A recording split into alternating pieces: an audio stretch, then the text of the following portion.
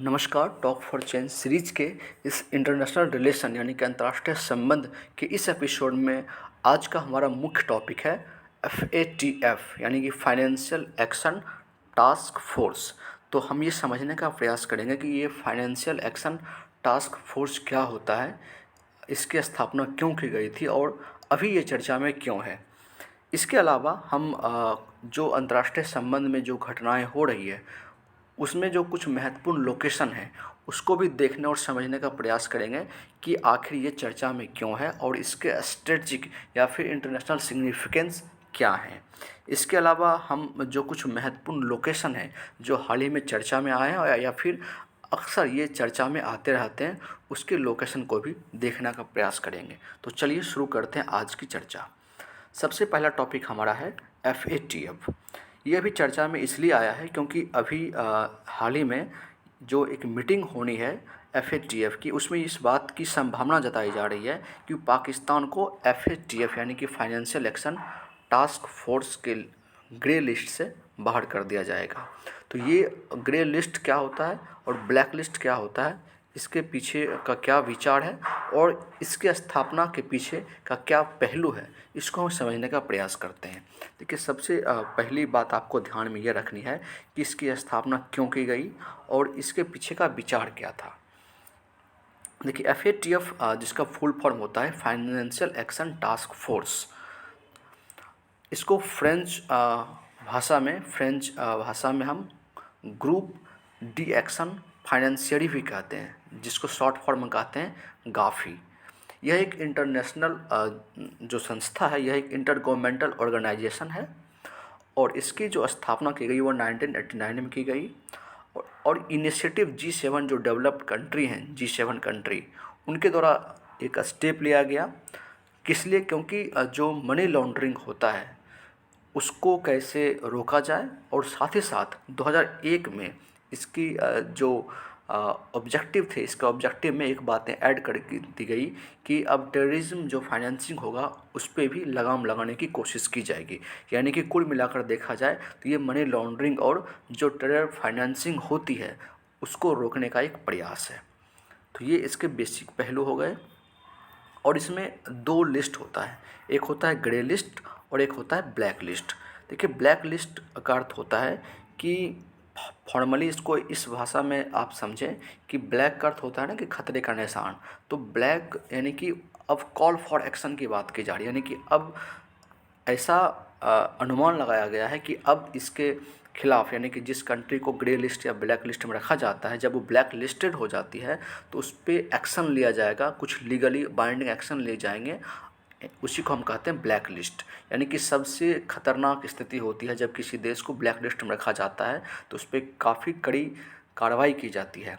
Grey list क्या होता है? ग्रे लिस्ट उससे थोड़ा सा कम है। यानी कि ग्रे लिस्ट में अगर कोई कंट्री को रखा गया है तो इसका प्रभाव क्या होता है, इसका इम्प्लीकेशन क्या होता है।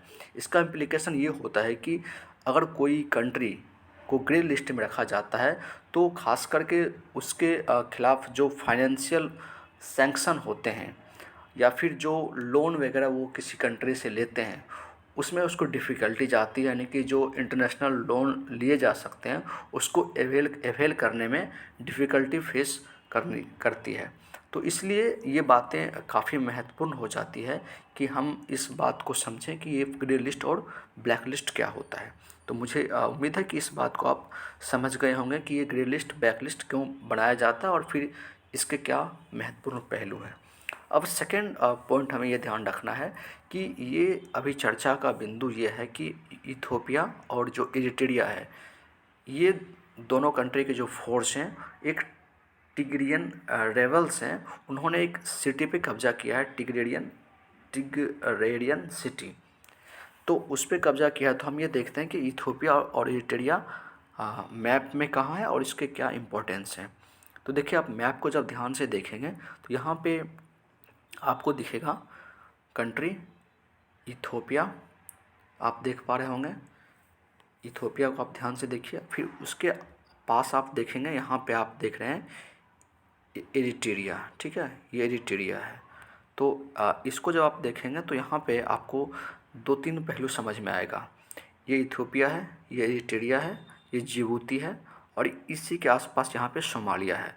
तो इसमें जो 3 कंट्री है, वन जिबूती, इथियोपिया और सोमालिया, इस तीनों को हॉर्न ऑफ अफ्रीका कहा जाता है।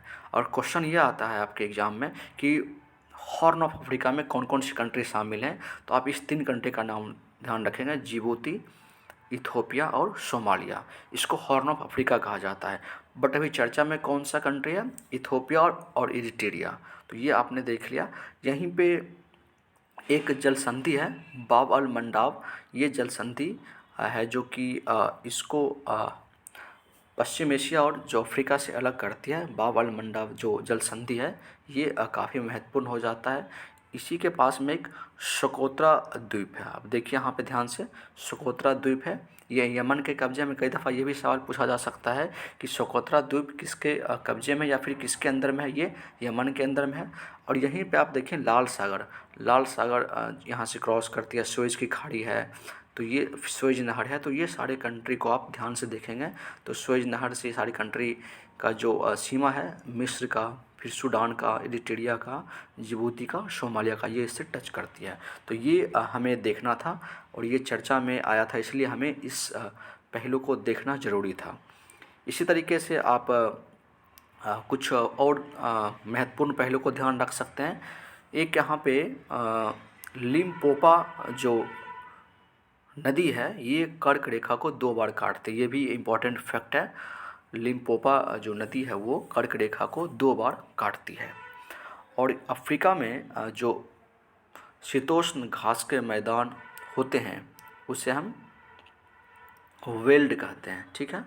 और ये इम्पॉर्टेंट इसलिए हो जाता है क्योंकि कई दफ़ा ये पूछा जाता है।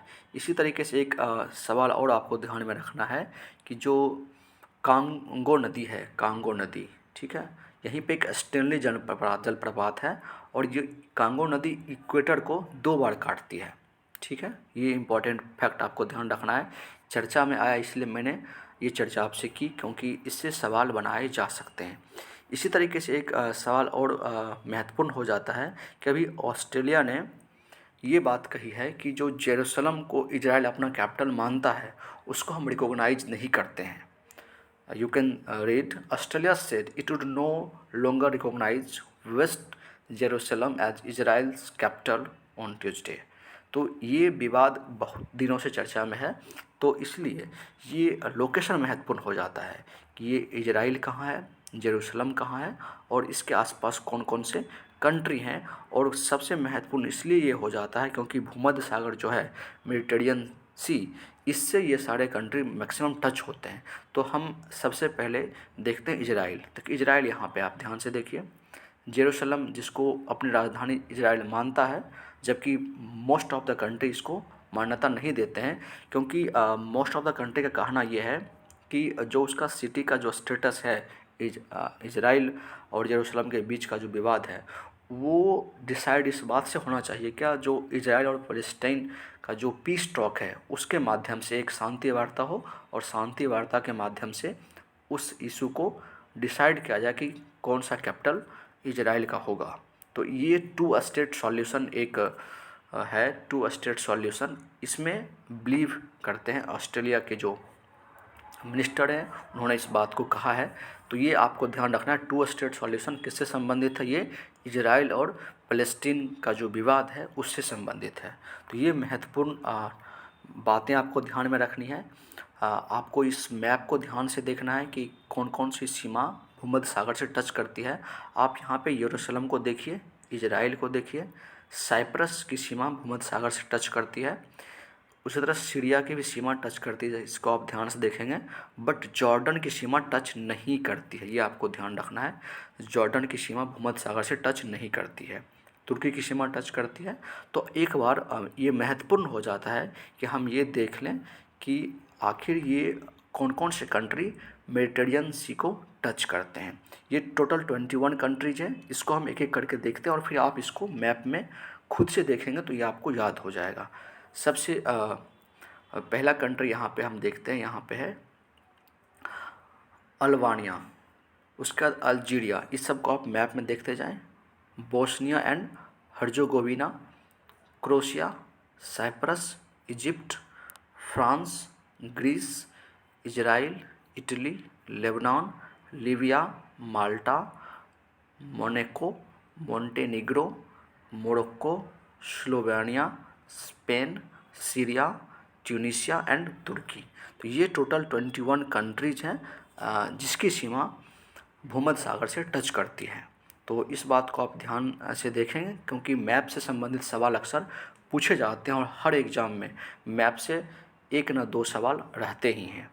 एक और चर्चा का बिंदु यहाँ पे ये है कि चाइना ने ये स्टेटमेंट दिया है कि चाइना ने ये जो एंटोनी ब्लिंकन साहब हैं, जो अमेरिका के यूएस सेक्रेटरी ऑफ स्टेट है एंटोनी ब्लिंकन, उन्होंने ये स्टेटमेंट दिया है कि एक तरह से जो चाइना है वो काफ़ी एग्रेसिव तरीके से ताइवान को जितना जल्दी हो सके अपने कब्जे में लेना चाहता है, उसको सीज करना चाहता है।